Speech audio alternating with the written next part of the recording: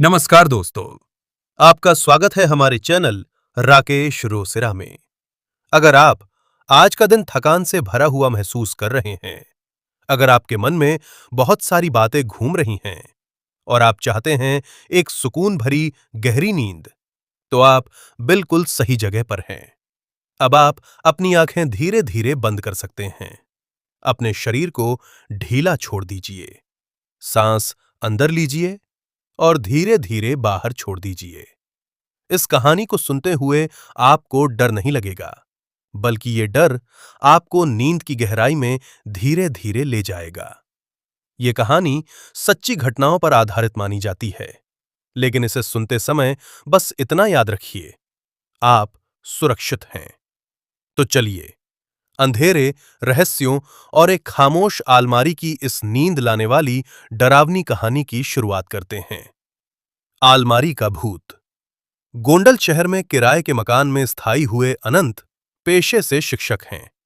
अनंत school में काफी लोकप्रिय टीचर हैं। स्कूल में पढ़ाने के बाद वो बच्चों को अपने घर पर ट्यूशन भी पढ़ाते हैं। खैर, अब तो उनकी शादी हो चुकी है, पर जब वो कुंवारे थे, तब उन्हें अपने किराए के घर में एक बेहद भयानक अनुभव हुआ था।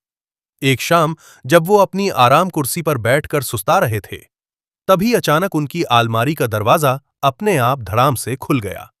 इस आवाज से वो चौंक गए। उन्हें काफी डर महसूस हुआ, क्योंकि उस शाम वहां कोई हवा नहीं चल रही थी और घर पर तो वो अकेले ही रहते थे।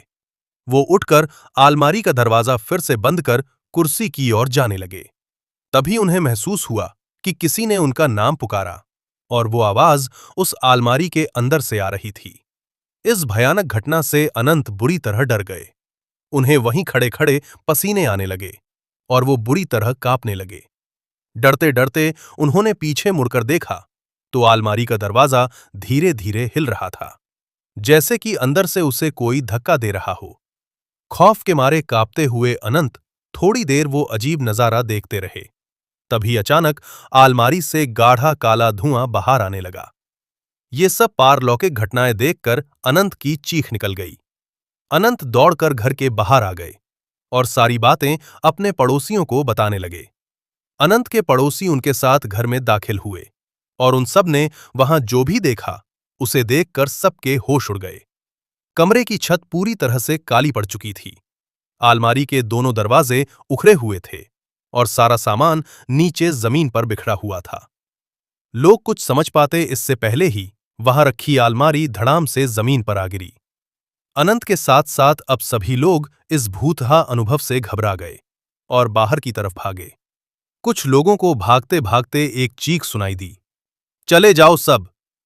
पर किसी ने पीछे मुड़कर देखने की हिम्मत नहीं की। इस खौफनाक अनुभव के कारण अनंत बुरी तरह बीमार पड़ गए और कुछ दिन के लिए अपने गांव पर अपने माता-पिता के पास लौट गए।